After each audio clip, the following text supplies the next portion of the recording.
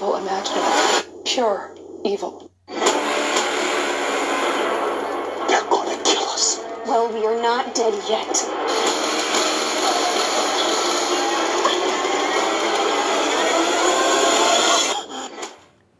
Hello everybody, welcome back to Screenstars. I'm here today to bring you my review for the 2022 horror anthology film, How Dark They Pray.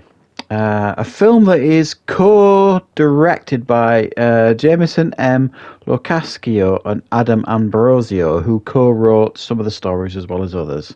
Now, with this being a horror anthology film, I'm not going to go through the cast list, because there's lots of them, so to speak. So we'll get straight into it. Right. Horror anthologies then. Well, if you watch a lot of my content, you'll have seen me, no doubt, review a fair amount of anthology films over the years. I do like a good horror anthology film. I think they can be effective. You got these nice short stories. You don't have a huge attention span throughout. And if they're done reasonably well, then you can certainly have a pretty good time watching them. Now, the question is this one, How Dark They Pray, done particularly well? Well, this film is a very low budget film. Now, so you do, to some degree, and I say this a lot when I'm reviewing low budget films, you do to some degree have to check your expectations at the door. If you're one of these people that go into a film like this with high expectations of strong production values and all that kind of stuff, then you're going to be disappointed from the off with this one. Because this one is very low budgeted, and that might certainly put some people off. Now, I can sometimes see past that in a lot of these low budget films, and I will generally give all films a chance. And with this horror anthology film, we get 4 short stories essentially. It's just over an hour long. I think I clocked it at about an hour and 6 minutes or something like that. The film went on for, so it's not a huge chunk of your time gone if you want to check this one out. Now, the first story is it's called. There's like this guy that runs a show called Encounter Nightly. It's like a show that investigates like UFO sightings. He's pretty grizzled with it all. He's a bit fed up with it. You know, he thinks they're all fake, these people that he's interviewing. So he's going to interview this particular person who claims they've had some kind of UFO experience. So him and the camera operator, are heading there. They go to the local town. They interview the locals. It's all a bit odd, all a bit weird, and then they go and interview the person themselves. And then, as you can imagine, it all kind of kicks off from there. Now, I think this one had a lot of potential, and you're going to hear me say a lot with this horror anthology film. I think the budget kind of let it down. It's kind of what I expected from it, but there are times when some of the conversations felt false and forced. Some of the interviews with the locals felt false and forced. And ultimately it kind of fizzled out rather than, left on a bang, the story. But I do think the potential was there. And it's certainly, not a terrible watch or anything like that. Now, the second story, for me, I thought was the weakest story. It's like a World War II story. I think the 2 American soldiers interacting with a German soldier, and without spoiling it, it all gets a bit weird in a sense of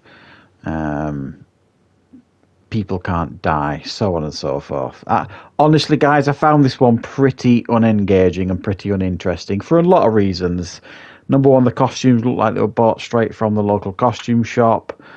I didn't buy the performances, and I just found the story fairly uninteresting. For me, it was probably the weakest by far. Actually, I thought it was the weakest. Didn't work for me, this story at all, really. Now, the third story was like there's this chap on this lake, kind of contemplating life. He meets this guy who's fishing on this lake and not having a lot of success. So he kind of helps him to do this fishing. They start getting on, and then this guy offers to teach him how to fish over the coming days, sort of thing. But in actual fact, there's something a little bit more sinister going on, as this chappie is reflecting on his father passing, and this guy who's doing the fishing at the lake isn't necessarily who he is claiming to be. That's all I want to say in this story. Now, I thought this story was actually pretty effective, and I thought it was a fine example of how to do something like this on a low budget. It implied a lot, it left a lot to your imagination, so I thought it was thoughtful and clever and a good way to do a story like this on a very, very low budget, and I thought it was fairly effective in what it was doing. And I like stories like that allow you to kind of make up your own mind, so to speak. I thought it was pretty decent. Is it scary? Not at all, but certainly thought-provoking. And the final story is filmed all in black and white, which usually puts me on the defensive, if I'm honest, when they do something like that, because it's almost like someone trying to be arty for arty's sake. But I soon came out of my defensive mode, because this one was a more comedic approach. And essentially, there's this police officer pulls over this woman for speeding or something like that. There's this weird interaction between the pair of them. They are both kidnapped by couple of psychopaths, and then they've got to kind of work together to escape.